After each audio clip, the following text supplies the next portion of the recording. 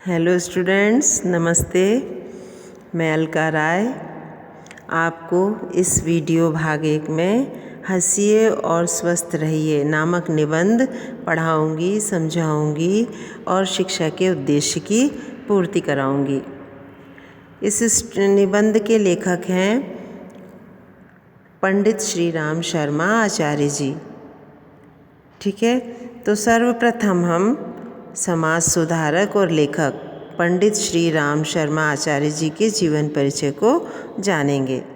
तो स्टूडेंट्स, आप लोग अपनी अपनी पुस्तकें खोल लीजिए और अध्याय हंसिए और स्वस्थ रहिए में श्री राम शर्मा आचार्य जी के जीवन परिचय पर अपना ध्यान केंद्रित कीजिए।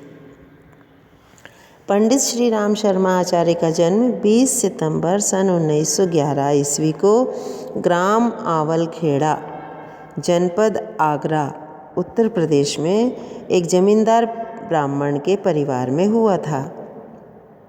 बालिका से ही आध्यात्म साधना अर्थात ईश्वरीय साधना, ईश्वरीय पूजा पाठ व चर्चा में इनकी गहरी रुचि रही।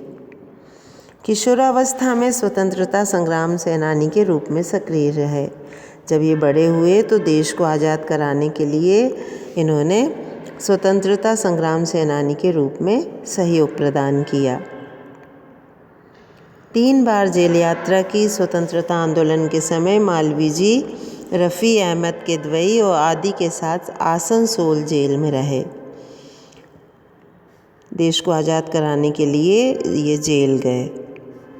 इनके राजनीतिक गुरु महात्मा गांधी थे। इन्होंने महात्मा गांधी के मार्गदर्शन में देश को आज़ाद कराने के लिए कार्य किया और कई बार साबरमती आश्रम की यात्रा की।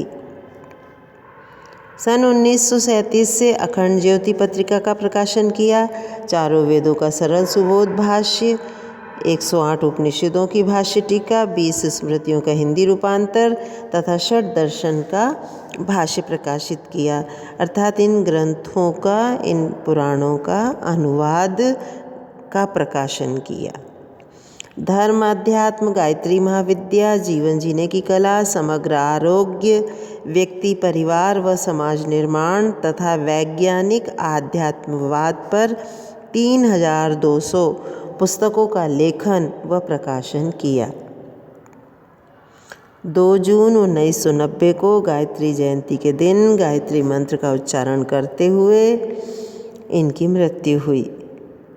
सन 1991 में महामहिम उपराष्ट्रपति द्वारा उन्हें सम्मान में 1 रुपये का रंगीन डाक टिकट निकाला गया, जो इनके लिए बहुत बड़ा पुरस्कार रहा है। ठीक है स्टूडेंट, जीवन परिचय आपको समझ में आ गया होगा। अब हम इस अध्याय के सार को समझने का प्रयास करेंगे।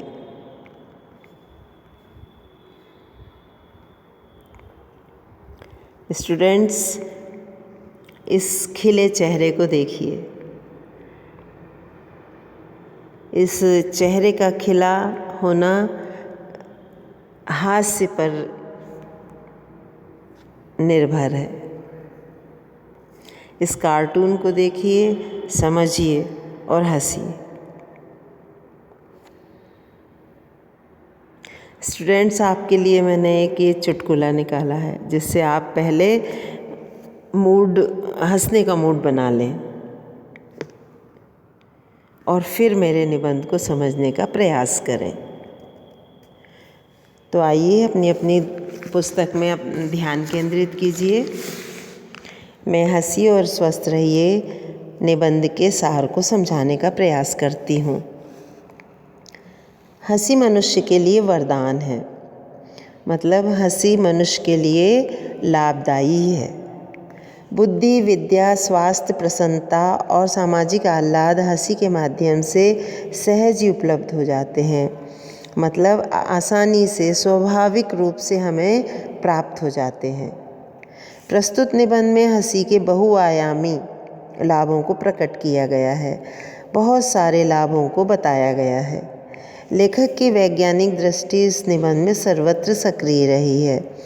लेखक की वैज्ञानिक दृष्टि यानी विज्ञान से संबंधित जो दृष्टि है, उस दृष्टि से कोण से हमें इस निबंध को समझाने का प्रयास किया है।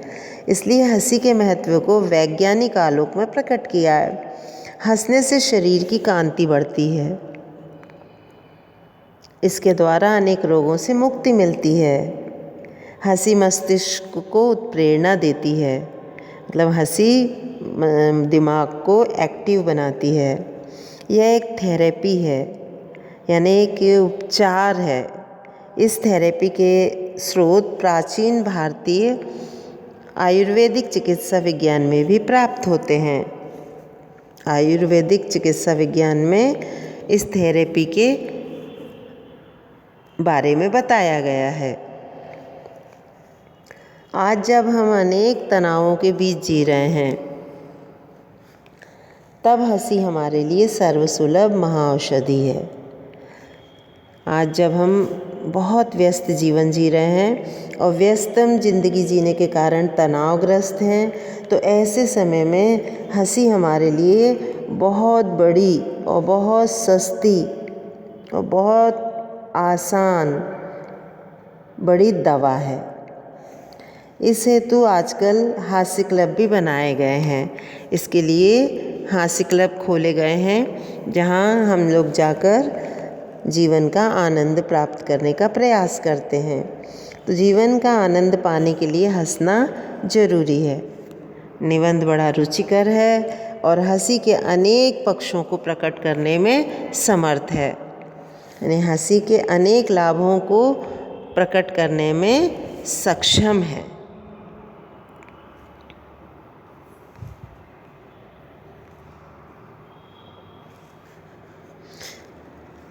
स्टूडेंट्स, सार आपको समझ में आया होगा, जीवन परिचय भी आपको समझ में आ गया होगा। अगले वीडियो में मैं आपको इस निबंध की व्याख्या को समझाने का प्रयास करूँगी। धन्यवाद।